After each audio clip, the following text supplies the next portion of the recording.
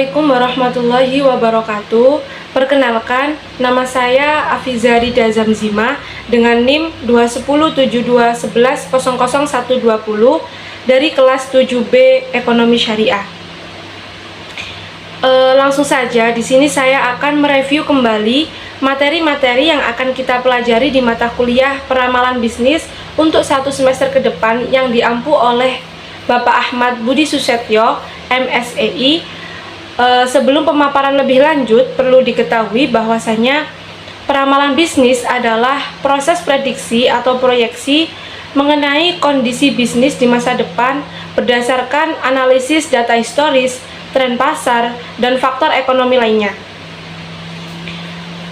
Tujuan utama dari peramalan bisnis adalah untuk membantu perusahaan membuat keputusan yang lebih baik seperti perencanaan produksi, pengelolaan persediaan, alokasi sumber daya, dan strategi pemasaran. Selanjutnya dapat teman-teman simak pada slide yang terlihat bahwa dalam peramalan bisnis terdapat beberapa ruang lingkup yang dapat diterapkan dalam mengolah bisnis yang terbagi dalam 9 poin. Nah, yang pada poin pertama yaitu linear programming, yang diartikan sebagai suatu metode matematis yang berbentuk linear untuk menentukan suatu penyelesaian optimal dengan cara memaksimumkan atau meminimumkan fungsi tujuan terhadap suatu susunan kendala. Nah, jadi secara definisi maka tujuan pemrograman linear adalah memecahkan persoalan memaksimumkan atau meminimumkan untuk memperoleh penyelesaian yang optimal. Dan yang poin kedua yaitu transportation method, di mana diartikan sebagai metode untuk menemukan cara optimal guna mencapai suatu tujuan dengan sumber daya minimum yang digunakan.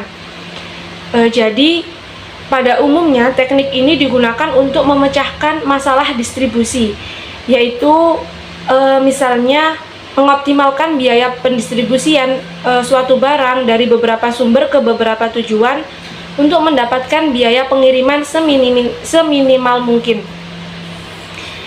Dan metode ini kerap kali digunakan dalam manajemen logistik dan operasi.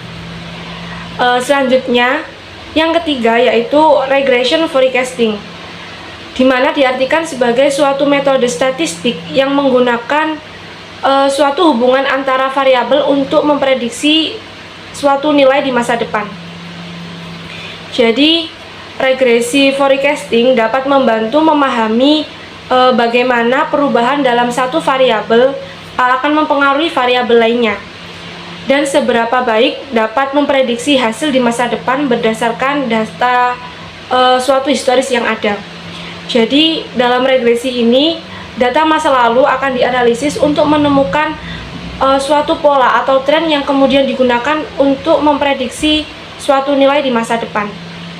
Nah, yang poin keempat yaitu game theory, di mana diartikan sebagai pendekatan matematis untuk merumuskan situasi persaingan dan konflik antara berbagai kepentingan. Dan di bidang bisnis sendiri, dalam menghadapi persaingan antar kompetitor yang dari pemain itu tentu sama-sama mereka bertujuan ingin menang, maka game teori ini dapat diaplikasikan untuk menganalisis situasi di mana hasil yang diperoleh oleh seseorang bergantung pada tindakan yang diambil oleh orang lain. Nah, misalnya dalam hal negosiasi dan persaingan bisnis. Selanjutnya, di poin yang kelima yaitu location theory, di mana studi ini membahas tentang bagaimana suatu bisnis dan aktivitas ekonomi dipengaruhi oleh lokasi fisiknya. Pada intinya poin ini menjelaskan bahwasanya location theory digunakan untuk memahami di mana perusahaan, industri, ataupun aktivitas ekonomi lainnya sebaiknya ditempatkan. Hal ini ditujukan untuk memaksimalkan keuntungan dan efisiensi atau akses ke sumber daya dan pasar. Dan poin yang keenam yaitu Hungarian Method, yang mana Hungarian Method ini diartikan sebagai suatu algoritma optimasi kombinatorial yang digunakan untuk menyelesaikan masalah penugasan dalam waktu yang polinomial. Jadi, di mana masalah penugasan ini biasanya itu melibatkan sejumlah pekerjaan yang harus dialokasikan ke sejumlah pekerja dengan cara meminimalkan biaya atau memaksimalkan efisiensi. Nah, poin yang ketujuh yaitu Huang teori, di mana Huang teori ini merupakan studi matematis dari antrian-antrian atau barisan-barisan penungguan. Jadi sistem antrian yang dimaksudkan di Huang teori ini adalah bertujuan untuk memahami atau memprediksi karakteristik antrian seperti waktu tunggu rata-rata, panjang antrean, dan efisiensi sistem dari layanan tersebut.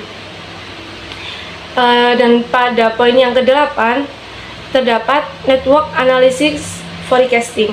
Nah, network analysis forecasting ini merupakan peramalan analisis jaringan guna memprediksi masa depan dan mengoptimalkan sumber daya agar berjalan dengan efisien dan efektif.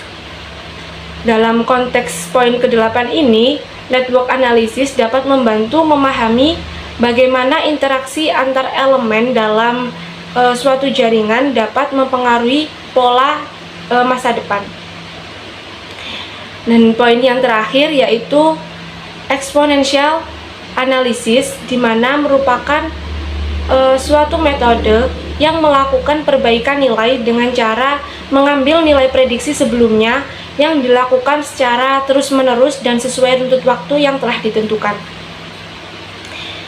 Jadi pada poin yang ke-9 yaitu exponential analysis, di mana analisis eksponensial ini sebagai metode statistik yang digunakan untuk menganalisis dan memodelkan suatu hubungan antara variabel yang menunjukkan pertumbuhan eksponensial.